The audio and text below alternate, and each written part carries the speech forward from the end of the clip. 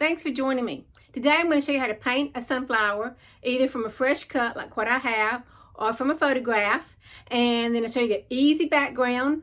And let's see what else. If you can't draw, no big deal. I'll show you how to get around that because some people won't paint because they feel like they can't draw. No big deal. And the other thing, probably somewhere woven in between, some southern jargon since I'm here in the southeast United States. So let's get started. Oh, I'm Diane Norris and I have Diane Marie Paints. So come join me. First thing I'm going to show you is how I did the background. I've got titanium white, cerulean blue, and indithane blue. Very dark, rich color. I'm going to put the white on there first. I've started out with the lightest color first. That seems to work the best. And then put the other colors on. This for the background. I am using a mop, what they call a mop brush in watercolors, even though we're doing acrylics, okay? So I am just gonna spread it. I love color. Can't have too much color, I don't think. I have an actual sunflower that I picked out of my brother's garden. And what I also did was made my own photograph. Now you don't have to do that. This is the flower, I took the photograph. You don't have to do that, but to me that just makes it, part of the process. I really enjoy that. I enjoy photography too. And then I've sketched it on the dried background. Now if you can't draw, okay, here's what you can do. Take some tracing paper, put the photograph under it, okay, trace it with the pencil, soft lead pencil, rub the back of it, and then put it on here. A little bit more detail here. After you tape down your tracing to your substrate, take a red ballpoint pen and trace over your lines. Use a red ballpoint pen so you know where you've gone and you don't go double over the same thing. So here's what you get. Voila, it's done. Because you're basically making your own carbon paper. For those of you that know what carbon paper is, that's what you've just done. I'm going to use a round brush, and I'll list the brushes I'm going to use too. I'm going to start with the leaves first. They're the most in the background. So I'm going to blend a little bit Hooker's green and the green yellow. Put them together. I will mix it on my palette. And then, okay, usually the stems are really a light green. Okay, and the leaf on the sunflower, they're a little, what do you call it? They have an edge on them. What do you call that? I don't know. Serrated? Maybe that's the word. I may go back over the stem. That's okay. A little darker. It's going to be a little bit darker right in there because it's going to be under the flower. And then I'm going to put another leaf over here, a part of a leaf. Okay, darker. And we can always go back. And the leaf, this should be much lighter. That's just the way it is. That's the way they are. And let's see the little vein. Okay. Now I'm going to put that brush in water. Because if not, I've lost many a brush by not putting them in water. Next thing I'm going to do is start with the petals on one side. I'm going to use the medium cadmium yellow. I've got an angle brush. And I'm just going to pull in. Oh, something I forgot. I'm going to add a little white because a lot of the yellows are transparent. And if you put some white in there, then you don't see so much of the blue. All right. They've got a point, most of them do, unless part of the petal is turned, is bent backwards. Okay, I like the angle brush for this. Come down. I'm pulling down. I'm not being real picky. I'm not trying necessarily to be botanically correct, but I want it to look like a sunflower. Okay, and then now. And I penciled this in. If for some reason the pencil mark shows up, if that bothers you, they'll erase pretty easy because the acrylic is dry. One thing I do like about acrylics, if you mess up, you can paint on top of it because most acrylics are layers and layers. Okay. And then there was a crazy one over here. Let me show you the photograph again. You know, this was like kind of crazy. So I'll make a crazy one too. That's fine. And see, as you get, as the part of the flower, of course, it's closest to you, it's going to look larger. And then these are going under. So let's see how I can do that. I might have to, of course, these are going to look bigger here. Okay, should add a little bit more white so you don't see so much of the blue. If I see a little bit of the blue, I'm okay with that. And let's see here. And keep going around. Now, I've got it, you know, basically filled in what I want, because right in here is, you're really seeing the back of the flower. Let me see, let's put a little bit right there. Okay, and maybe one there. I'm not going to change my brush out nor rinse it out. I'm going to go to the red oxide, which is, you know, a rusty color, and just start putting some in here. As I get to the edges, let's see, this should look like an oval, guys, because we're looking at the side view. Okay, there we go. And a little bit more there, a little bit closer. Okay, because on the photo, let me show you. On this side right here, you really don't see it touching into the center. It's like the center of the flower covers it up.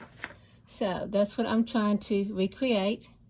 And I'm going to put a little bit of the burnt umber in there. I mix it. Okay, let me show you my messy plate. I'm just adding to the brush. I'm not rinsing it out. I want all these colors to kind of combine. Okay, this burnt umber I'm adding, and some right in there. Let me a little bit more black. I'm gonna let that dry. So now I'm gonna go to the deep cadmium yellow. Okay, I'm just using it straight. I'm gonna start up this way. Look, I'm just pulling up. That's what I'm doing, because, and right there, it'll be really dark underneath. I'll use something else. Okay, just, I haven't, look, I'm not even reloading my brush. Well, now I will. Okay, and pulling down. And since the camera's in the way, I'm gonna tilt a little bit here, but just pulling out. Just, you know, you could go slow. I like when I'm pulling down fast like this, I don't seem to press down as hard, which I think, you know, I like. Now, I'm liking this. I have some cadmium red medium. I'm going to mix a little bit of that with the cadmium yellow deep, excuse me. Okay, and just come up a little bit. Okay, and then it'll be a lot here, and then that one underneath maybe even more. Okay, and just pulling out, just stretching it out. I'm going to use some red oxide right in here, that deeper part, and some deeper right in there. And then if some of the red oxide pulls out, that's okay. I'm going to go back with the cadmium medium yellow. I'm going to add some white to it. And up in here, look. I'm not pulling through the whole petal. Just start this way for the tips. Like that. Coming together here, guys. I'm liking this. I'm going to make a video too for a red sunflower. That's very popular. I'm here in the South, in the southern states, and we like the color red, especially in the state of Alabama, because we have a football team that is red and white. So there's something about red daylilies that, not daylilies, that's another video, red sunflowers that people really like. Whoops. Okay, now if you did, I just made a mistake. And it's just acrylics, we can fix it. What I'm going to do is just get a paper towel. And look, that's already dry. I'm going to put a little clean water on there. and wipe that off. There, good. We destroyed the evidence, nobody knows. I'll go back, and I'm gonna make these a little bit, I want these to be pointed. There again, I'm using the white and the cadmium medium. And, well, I'm liking this, guys. You know, this is just hunky-dory. Oh, and I guess, you know, and in case you don't know what hunky-dory means, in the South, that's one of those terms that, you know, Southern jargon. Hunky-dory, H-U-N-K-E-Y-D-O-R-E-Y, hunky-dory. It means great. It means it's just super. So, if somebody ever uses that term, you'll know what it means. A smaller round brush, and I'm going to put the same paint on there. I'm going to put the white and the yellow together, and I want to get some places that, okay, like that. It needs a little brush, and I'm going to the tip because I want it to look like a real sunflower, you know, and where the light's shining on it right there. All right, what else we want to do? Okay, I'm going to use more of a straight look right in here. Yeah, that works for me. Using this little brush to get in there. Okay. I'm going to make this a little bit darker in here and right in there because that's where the shadows would be anyway. And I'm going to use a little Morris black with the burnt sienna. Just a tad. Okay, and put it like right in there. And then there would be down here. Okay. And you really wouldn't see the edge over there on that side. But let me go in here. All right, and give a little bit more definition right in there. Okay, because I have seen so many different types of sunflowers. It's like, oh my goodness, I didn't know that our creator made so many different ones, so many different varieties. Look, guys, on the back of it, you've got the little cup, the little green cup that holds the petals. That's what you're going to see sometimes right in here around the edges. So I'm going to take another little round brush. I'm going to wet it, and I'm going to get some of the, let's see, what's that? Green yellow or yellow green. Add a little bit of the hooker's green to it. You can test, I can test it here on the side. And I'm going to put some right in here. And I really want that lighter. Let's go lighter and put that in. And oh guys, you know, if you're liking this video, to help the what you call that? Algorithms. You know what I mean. Please like it for me. And then I'm going to do another video probably next week with the red daylilies. Not daylilies, red sunflowers. But look, really, okay, you're not going to see, these are kind of pointed there. And anyway, next week I'm going to do a red sunflower because you're going to use the different colors and we'll do a different shape. This is a side view. The next one may be like a front-on view. Okay, let's see here. That I want that. Okay, and it's kind of, okay, be a little bit lighter there, squiggly. And maybe, let's see, maybe straight over here. Okay, like it's bending over. And that one's going to be darker down there. What else we need to do? I want to make the center, for me personally, I want to make the center a little bit darker. Let's get rid of the green brush. Put it in the water, guys. Put it in the water so you don't lose your brushes. I have lost so many brushes. I'm not going to even tell you how many I've lost. Okay, we need the, I've got a little black, little burnt sienna. And I'm going to do, you know what I like? Look, just kind of swishing it around and give it a little texture. Maybe even put a dot of red in there.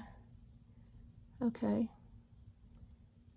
And be happy with it. I want to do, when you get through, anytime you get through, stand back and look at it for a minute and decide what else needs to be done. Is I want to put a little bit more white highlights, and it's not going to be stark white. It's still going to have a tatty yellow there. Okay, like, all right, now load my brush and just whipping it on there. Yep, and let's see, let's get that one and that crazy one. And so look, there's a little one back there. And okay, if the light's shining, that's about where everything would be. Now the leaf needs a little bit more attention. So what I have done is mix some that Indithion blue with the Hooker's green. And I'm going to darken up this area. The Indithion blue makes a really nice dark green. I don't really want to use black. It's more reflective. It looks more real just using the dark blue. And I'm just going to, you know, scribble this in. I like that word. Just scribble it in and make it darker in that area.